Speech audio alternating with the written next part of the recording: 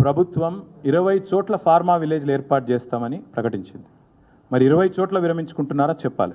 ఒక లగచర్ల కాదు, 20 చోట్ల న్యాల్కల్ సంగారెడ్డిలో ఆందోళన జరుగుతున్నాయి, ఇంకో చోట జరుగుతున్నాయి. 20 చోట్ల మరి భూసేకరణ విరమించుకుంటున్నారా లేదా? ఇది పాలసీయా లేకపోతే ఒక కొడంగల్ పాలసీయా, స్టేట్ పాలసీ చెప్పాలి. నెంబర్ 1. నెంబర్ 2, ఇదే ముఖ్యమంత్రి, మీరు కావాలంటే ఆ వీడియో చూపెడతాను ఇప్పుడు, ఆయన స్పీచ్ ఇచ్చిండు అసెంబ్లీలో.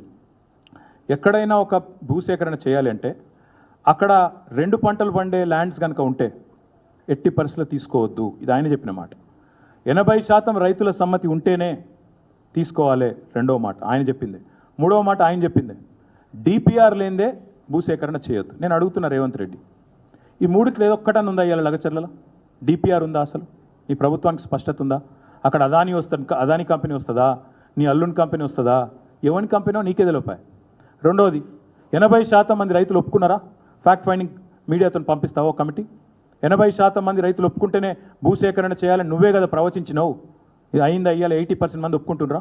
మూడవది నేను అడిగేది, 2 పంటలు పండే భూమిని తీసుకోవద్దన్నావు.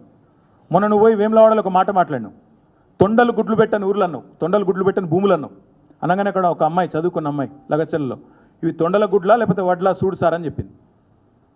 వాస్తవాలు ఇట్లుంటే ఆడికి ఎవరిని పోనీయకుండా అదేదో శత్రు దేశం అన్నట్టు దడిగట్టి పోనీ, మరి మమ్మల్ని పోనీ ఒకసారి పోయేస్తాం, లగచర్లకు పోయేస్తాం, పోనీ ఫ్యాక్ట్ ఫైండింగ్ అన్ని పార్టీలను పంపి చూద్దాం నువ్వు చెప్పేది కరెక్టా కాదా, 2 పంటలు వండుతున్నాయా లేదా, 80% మంది ఒప్పుకున్నారా, నీకాడ డిపిఆర్ ఉందా, ఉంటే రైతులు ఒప్పుకుంటే తీసుకో, రైతులు ఒప్పుకోకపోతే నువ్వేం నియంతవా లేకపోతే నువ్వు ఎవరు నువ్వు అసలు?